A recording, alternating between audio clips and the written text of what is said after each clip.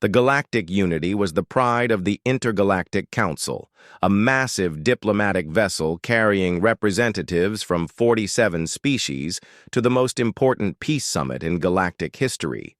The Kethtar War had ravaged 3 star systems, and this meeting would determine whether the galaxy descended into chaos or found lasting peace. Deep in the ship's bowels, Marcus Chen wiped grease from his hands and squinted at the quantum drive's diagnostic readout. The other species engineers had declared the human primitive when he'd joined the crew 6 months ago.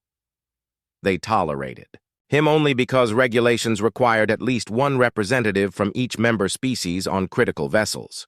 "Still playing with your little tools, meatbag?" hissed Veltar, the Serpentine chief engineer, his scaled head weaving mockingly. "The Zephyrian AI systems handle everything now.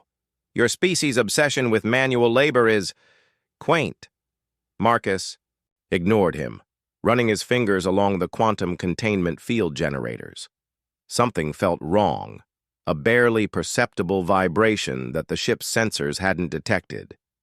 The other engineers relied entirely on their sophisticated diagnostic systems, but Marcus had learned to trust his hands, his instincts, the knowledge passed down from generations of human mechanics who'd fixed everything from combustion engines to fusion reactors.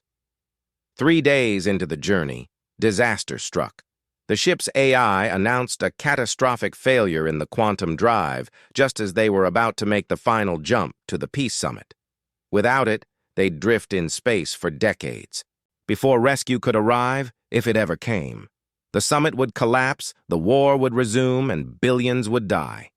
The engineering team gathered around the massive drive core, their various appendages, tendrils, and manipulators dancing over holographic displays.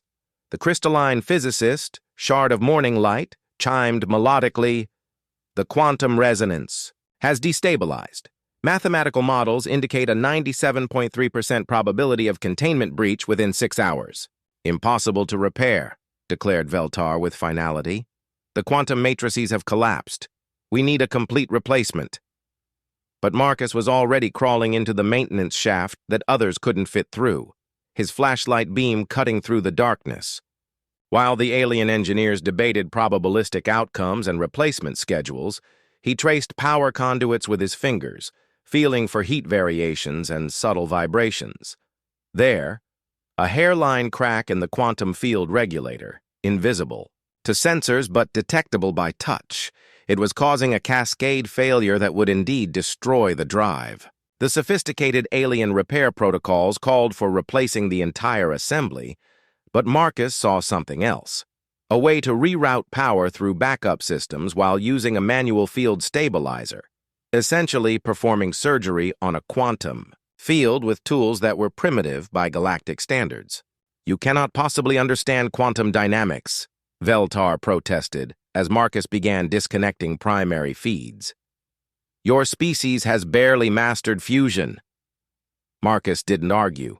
He simply worked, his hands moving with the confidence of someone who'd spent his childhood helping his grandfather repair hoverbikes, his teenage years rebuilding plasma generators, and his adult life coaxing life from machines that alien engineers would have scrapped. The ship shuddered as quantum fluctuations rippled through the hull. 5 hours remained before catastrophic failure. While the others calculated and recalculated, Marcus jury-rigged a solution using spare parts from 3 different systems. He bypassed the damaged regulator entirely, creating a manual control system that required constant monitoring and adjustment, something no AI could handle because it required intuition, not just calculation. With 2 hours to spare, the quantum drive hummed back to life.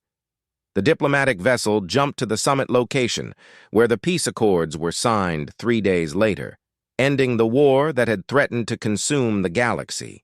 In the official reports, the incident was described as a minor technical malfunction quickly resolved by the engineering team. Veltar took credit for the ingenious solution, describing it in terms so complex that no one questioned his account. The crystalline physicists' mathematical models were praised for their precision. The ship's AI was updated to prevent similar failures. Marcus Chen's name appeared nowhere in the official records. Back on Earth, Marcus returned to his small repair shop in New Detroit, where he fixed shuttles and maintenance drones for local shipping companies. No one there knew that his grease-stained hands had prevented galactic war. No one understood that his primitive human intuition, that ability to feel what machines needed, to understand them not as mathematical constructs but as entities with quirks and personalities, had saved billions of lives. The Galactic Council continued to view humans as a junior species, barely advanced enough for membership.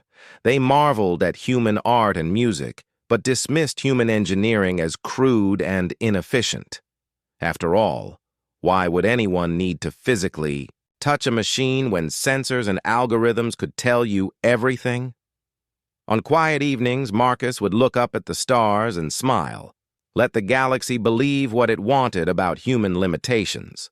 He knew the truth, that sometimes the most sophisticated problems required the simplest solutions, and that there was wisdom in the marriage of hand and mind that no algorithm could replicate.